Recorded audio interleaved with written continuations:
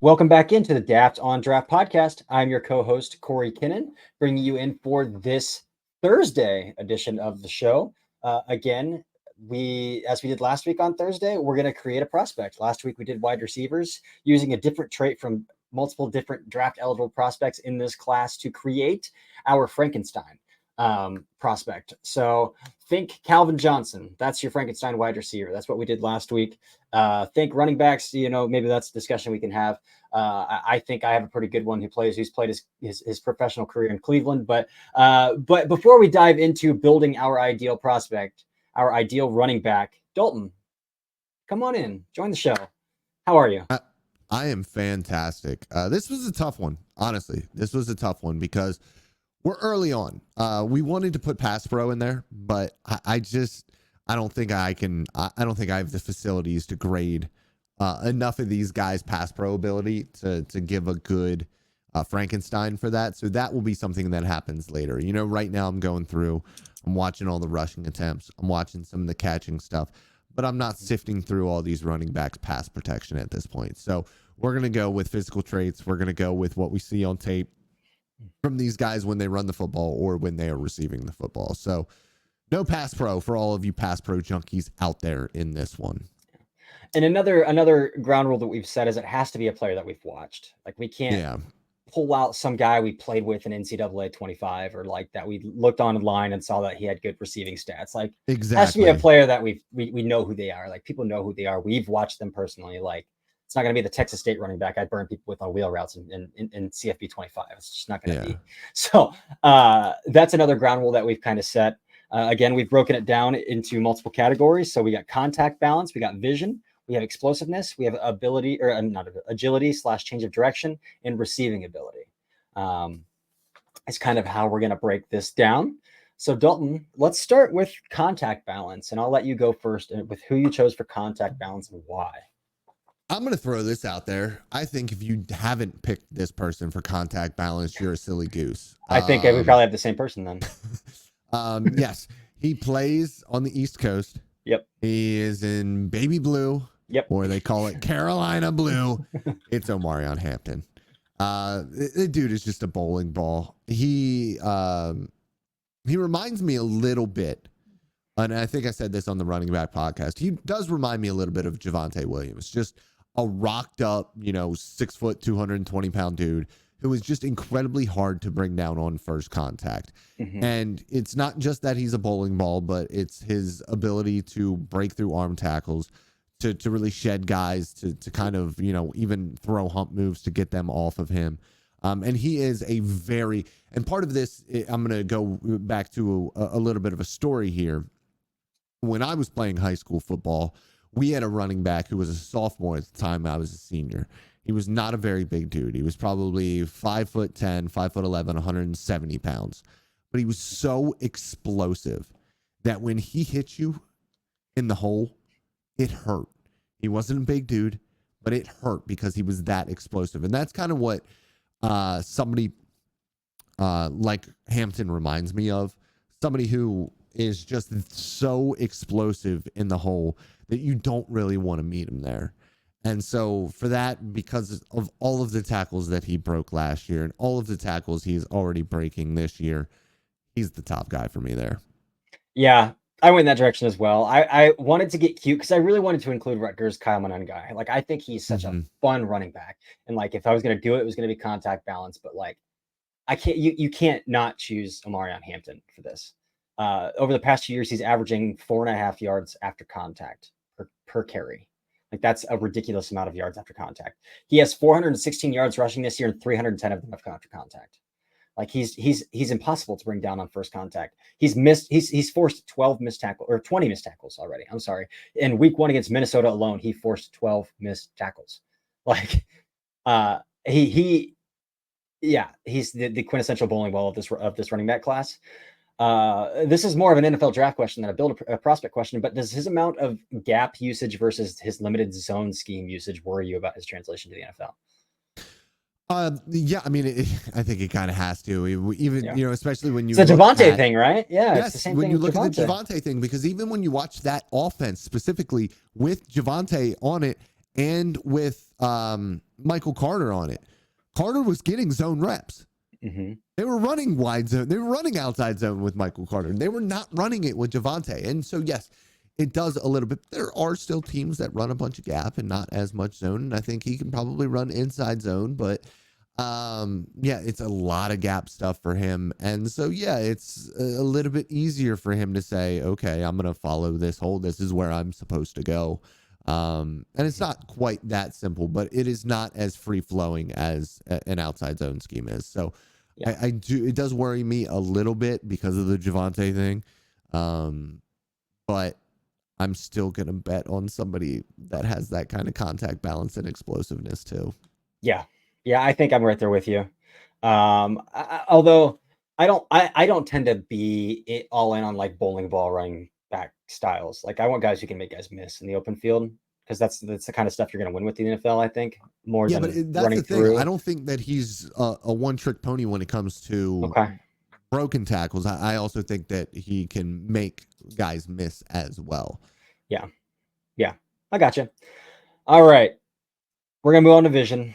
And for vision, this felt pretty easy to choose, but also pretty difficult because I felt like I could have used this running back on 3 or 4 of these different categories. And it's my running back one, and the guy who has torched 2 different defenses. One and it was Oregon's defense. And so I think Ashton Jeanty is who I'm going to take for vision right here. And it's not only the patience and the vision to wait for an initial hole develop, but when he gets to the second level, his ability to even set up blocks at the second level or find green grass at the second level, the third level, when he's breaking away in the open field to cut back across the field, like he has such a good feel for where space is and how he fits into it. But again, I mean, he breaks a ton of tackles. He catches passes out of the backfield like crazy. So he could have fit into a couple of these things. But I think as far as vision is concerned, Ashton Jeanty is the best that I've seen in this class. And I think it's shown against teams like Oregon, against Oregon. I mean, I'm not going to give him so much. I mean, I'm going to give him credit against Georgia Southern because he rushed for 300 some yards and 4 touchdowns. But just what he did against Oregon is unbelievable with his ability to find cuts at the second, at the third, in open space, not only at that first level to find a hole. Like, I think when we're evaluating running backs, we tend to stop there. Like, oh, he found the hole. That's a solid rep. But like, no, like once he got to the second level, did he find a cut? Once he got to the third level, did he find green grass? Like, and I think Jeanty does that so well. Yeah, so this was a tough one for me because of the kind of what you just talked about there. I almost had Jeanty at another one, but then I changed it to this one because I do think when we're looking at what makes a running back tick, I do think that vision is probably the most important thing that a guy has. It is kind of innate at the end of the day. And I thought about Ollie Gordon here, and I thought about him because of what you talked about with the second and the third level, specifically when he is at the first level, his ability to manipulate second level defenders. My problem with Gordon is that there is still a lot of freestyle with him as well in the like Saquon mold. And it makes for hilarious television, and he makes guys miss like crazy. But I couldn't pick him for vision because I do think when you were looking at it in its totality, first, second, and third level, Jeanty and his consistency with it is pretty unbeatable in this class. Yeah, I like to refer back to like when I did my what to watch for when scouting series over the summer, and I had Jordan Reed on to talk about running backs, and he's like, "Listen, man, you can be a 4.3 running back, but if it takes you 0.2 of a second to find a hole, you're a 4.5 running back. And if you're a 4.5 running back who has really good eyes, you're a 4.5 running back." So, like Blake Corum is a perfect example of this. Blake Corum didn't test, and probably for good reason, but like Blake Corum has unbelievably quick eyes to figure out where he's going on the football field, and that's why he got drafted in the 3rd round. And he's an absolute dog. Yes. Even though he probably runs a 4.58, maybe a 4.6. Like he's not probably runs in the 4.6s. He's not an explosive play. Like, I mean, he's explosive like first step wise, but like he doesn't have long speed. He doesn't have the explosiveness of some of these other dudes, but he can process what is happening in front of him unbelievably quickly. And so he's a 4.5 running back. The same way, you know, some of these explosive guys you draft because they're fast, but then they get to the NFL level and they can't they can't produce because they can't figure out where they're going with the football. They don't know what the pathway, like what their track is, and it's ugly. And so I think Janty is the one to go there. So do you want to knock off with explosiveness first here? Yes, we will go explosiveness first here, and I gotta give a shout out to my buddy Sean, who is a huge Kansas fan. Ooh. I'm going with Devin Neal here. I do love Devin Neal. I have him somewhere else actually. And I'm going with Devin Neal here because when you look at it this year so far, he is in the top 5, ranked 5th in breakaway runs, 15 plus. And last year, he was also very high on the list. As it loads up here, I will tell you exactly how high he was in a second. But he's got that big playability. And when we look at explosiveness in running backs, like you can look at a guy who runs a 4.2, but he might not be able to put it all together for those breakaway runs. And Devin Neal was 5th last year with 22 of them. Now, the leader last year was Oklahoma State's Ollie Gordon, who, again, good football player. You will hear his name here in a second. But Devin Neal, I think you said it well. There's a difference between like being a great prospect or being even a good prospect and being a fun prospect.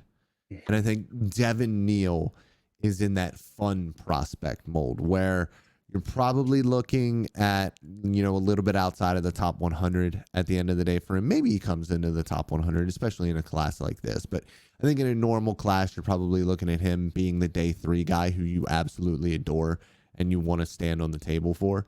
But just a fun player overall for that Kansas offense. Yeah, he'll make an appearance here for me pretty shortly. But I love, like, he is my mid-round running back in this class. Mm-hmm. Like, I love me some Devin Neal. I took it in a different direction, and this player has had a down start to the season so far, despite the fact that his team is actually becoming kind of like a cult favorite on Twitter. And they've got a pretty big game this weekend against a team that's really struggling, that they could really put themselves on the map. But I'm going to go Jaden Ott. And Jaden Ott is struggling this year. Like, his last game, he had 11 carries for 10 yards. Like, he's not off to a great season at Cal, but a year ago, he had a fantastic season, rushing for over 1,200 yards, had 15 breakaway plus 15 runs, 478 of his yards came in breakaway fashion. So, and he has legit 4.3 speed. And so when I'm looking at explosiveness, like, this guy hits green grass, good luck. This guy hits green grass, good luck. And so who knows if he ends up declaring, because again, the production just isn't there this year. And he isn't a guy who's going to break a lot of yards after contact. And so I'm not sure if he's going to be a round 2, round 3 guy, and maybe back end of round 3 into round 4. But as far as being an explosive runner, Jaden Ott, when he hits green grass, it's good as gone. And so I'm going to take Jaden Ott right here. Just looking back at some of his 2023 games, Arizona State 165 yards, USC 153, Washington State 160, Stanford 166. And these are against like Pac-12 opponents. Oregon State 84 on 13 carries. So like, he tended to do the best against the competition that needed him to do the most. And so he's lightning fast, lightning explosive when he can get in the open field. Agility. Who's your guy?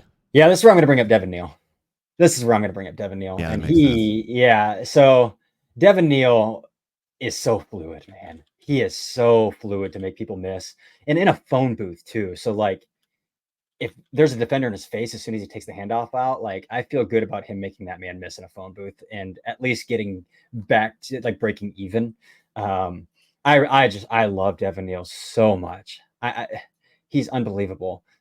He's got 13 forced missed tackles already, and he's not running through guys. Like, that's not his game. He's got 6 in the past 2 games each. One against Illinois, who has a really good defensive front. That Illinois defense has been like a staple good defense over the past couple of years. And so Devin Neal's ability to get lateral, to make a move in the open field, and that's why he has so many breakaway runs, right? Is because he has the ability to make guys miss and then find green grass. So he's explosive, but man, he's just as agile as he is explosive, in my opinion. So I'm going to go Devin Neal with that one. Yeah, this is where I bring up Ollie Gordon. Ollie Gordon, for his size specifically, being a 6'1", 6'2" back who looks a little bit linear and might be a little bit linear in a sense, the way that he sets up defenders in the open field is outrageous. His ability to make guys miss, to have those big plays. And listen, Oklahoma State's offense, the running game, there are often quite big rushing lanes for him to run through. He is in a good situation in that rushing attack. But if there is a guy in front of him, I think 7 or 8 times out of 10, that guy might lay a pinky on him. And that's just his ability to set guys up. And like I said, to do that at 6'2". And I think it even might be less about his natural ability to move and more about just that innate ability to manipulate defenders and really set them up for failure. I think is what he does best. So for me, it might be less of a, explosive agility type with him, but at his size, I do think that there's when you think about the ability to, as a defender in basketball that is long, the ability to just cover space, I feel like he has that ability to cover space when he is moving horizontally to make guys miss where they think he's going to be somewhere, but he can get so wide with those long legs that they just miss. They just don't take the angle that you have to with the guy with legs like that. So for me, I had to go with Ollie Gordon in one of these because I'm an Ollie Gordon stan. And this was the one that I ended up going with him with. Yeah. I don't have Ollie Gordon on here, and I tried to fit him in somewhere, but I just couldn't. What do you make of his slow start to the season so far? He's averaging half the amount of yards he averaged a year ago so far. Even against South Dakota State and Tulsa, he's averaging 3.9, 2.4 yards per carry. Yeah, I mean, part of it comes down to the blocking hasn't been quite as good on that offense right now. I do think he's done a decent job of making guys miss still. I do think the problem is the breakaway runs are not coming, and I don't think that the contact balance, because he is a little bit more upright, is perfect.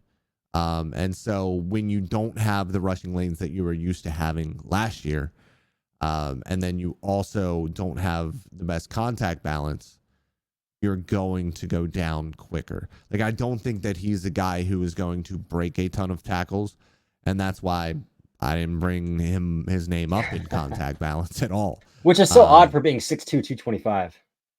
Yeah, he's 6'2", 225, but a little But I guess bit if your center of gravity is that high, yeah. Yeah, and well, a little bit like Saquon, even though Saquon has the thighs the size of, the biggest lampshade you've ever seen, he is a finesse player. And Ollie Gordon, despite being 225 pounds, is more of a finesse player. And so, yeah, that's part of the slow start. The looks aren't as clean so far this year, and the contact balance hasn't been there. He's still making guys miss. I think he's still, right around the top 10 in being able to force missed tackles. He just doesn't have the runways to then break away and make the big plays like he was able to last year so far. I think as long as under 20 yards, as long as 12 yards. Yep. As long for the year is 12 yards. Yep. He did force 13 missed tackles in the South Dakota State game, the first game of the year, though. That's ridiculous. Yeah. That's absurd. All right. Well, I think we're on to the last one here, which is receiving ability. And Dalton, I went first last time. So who are you choosing for receiving ability? This was the toughest one for me. It was so tough. Yeah. It's so tough. First of all, because GT led all of college football in the FBS in receiving yards last year. So again, could have thrown him in there and just didn't because I needed to use him for vision. I went with somebody who played a little bit last year because he had to. He came in after an injury to a I think we have the same guy here too. Do we really? I think we do. There's no way. I think we do. I didn't think anybody was thinking of Texas running back Jaden Blue. That's who I have down. This is why we can't do a podcast together, Cory, because the great minds or feeble ones are thinking alike here. No, Jaden Blue, somebody who I don't think, when you look at mock draft simulators, you're not seeing his name pop up a bunch. but somebody who really flashed when he came into play last year. And somebody who can catch the ball out of the backfield and has been pretty efficient at it overall. Now, the targets aren't very deep. Like, he's not lining up at wide receiver, but like, we don't see a lot of college guys line up like as legitimate slots and become weapons at wide receiver. But he's somebody who out of the backfield is more than efficient in the targets that he gets. And in that offense, that Steve Sarkisian offense, he should have plenty of opportunities to continue to catch passes as well. Yeah, he's had 6 targets the first 2 games. So, and including this past game against Michigan, he went 6 for 6. He didn't play against UTSA. So he went 6 for 6 on his targets for 37 yards and a touchdown out of the backfield. And if you look at his alignment percentage as well, on 20% of the pass plays that he's coming in on, he's lining up in the slot. So I think that gives them some added versatility as well to, whether that's like a bunch set or something like that, to give him a runway on some screenplays as well. Yeah. To get out in some space there too. So that's really shocking that we both went with Jaden Blue right here. And again, if he declares or not, we'll see. He doesn't get a lot of run as an actual runner, so he's probably going to come back for his senior year, but he is draft eligible. And we have spent a lot of time watching Texas offense, whether that's between Quinn Ewers or Cam Williams or Kelvin Banks. We've talked a lot about the Texas offense. So he met the criteria of what we were allowed to use in this case. Yeah. So we both did go with Jaden Blue as our receiving back for our Frankenstein for this well. one, we were only different. We were only different in agility and explosiveness. And I had your explosiveness for my agility. Yeah. Yeah. So 4 of our 5 guys are the same, but yeah. Yeah. Well, Dan, this is going to be a boring podcast. Sorry, guys. Well, I mean, listen, we need to bring it up. We don't talk about this beforehand. So like we talk about it, but we don't talk about who is going to be where. And we don't bring up names. It's just like, we need to pick here. We need to pick here. We need to do this. And so we don't know who each other has at all. And so this is quite annoying that we had the same here. But, is what it is. I don't want to do quarterbacks yet. I'm just so I gotta watch more with these guys. Right I need like at least a 6-game sample size with these guys before I can make any sort of definitive. Yeah, I'm so done with them right now. So I think next, I kind of want to watch tight ends, man. Dude, I love me a good tight end. I kind of want to watch tight ends. And next week could be the tight end week. Yeah, and it's such a versatile position as well. There's so many alignments and usages for tight ends that I think we could have a lot of fun with that one. We're going to do that one next week. Let's do tight ends next week. I'm going to sit down. I'm going to watch a bunch of them this weekend. I love tight ends. So I'm all in on that. I'm all in on that. Awesome. So, love it. That's it. That was our build a prospect. Running backs, 5 categories here. We had 4 of the same guys. It is what it is. We built our Frankenstein. We built our Nick Chubbs. Is there anybody? Let's throw size out there real quick. Ooh, size. What is your like ideal size? Oh, like 5'9", 210. Give me muscle hamsters, man. Give me some muscle hamsters. So I agree with that. My problem with 5'10" or 5'9", 5'8", 210 pounders. You think they're stiff? Well, no, not always stiff, but like the breakaway speed is usually not there with them because they just don't have the little legs to go. The Energizer Bunny can only go so fast. Yeah. I'm going to pick a different name here. I'm going to go with, if you have the athleticism to be this guy, it's awesome. But somebody like a Nick Singleton from Penn State, somebody who's like 5'11", 6 foot, 225. Okay. Like that old school prototype of running back, I still think could be the best if you have the athleticism for it. And again, that's kind of the problem, is they don't always have the athleticism for it. But if you have the explosiveness at that size, or like an Omarion Hampton, and then once you get to like 6'1" or 6'2", you're getting to be a little bit too tall. Yeah. But yeah, I agree with you. I prefer a muscle hamster all of the way, the entire way. But I'm gonna go a little bit more prototypical overall. So really, Ashton Jeanty is the Frankenstein running back for me. He's 5'9", 215, and he's got he checks every box. And he checks every single box. Yeah. So I do love a good outlier though. Like Latavius Murray was one of my favorite running backs to watch for a while because he's legit like 6'4", 220 pounds. Like, and that's so really rare to see a running. Yeah, it doesn't make any sense. Yeah. Those guys are fun. Like I like playing with them in college football 25. Like if you recruit a guy who's 6'4", Yeah. He scored 220. It's like, oh, I love this Yeah, guy. see, I'm always recruiting just speedy backs who receivers. They're 180 pounds. But yeah. All right, that's it. We got to stop rambling here. That's the end of the episode. Our Frankenstein running backs are here. This has been Daft on Draft, and we will see you tomorrow, where we are going to break down what is a really good college football slate. He's Cory Kinnan, or the fake Cory Kinnan, and I am Dalton Miller. Goodbye.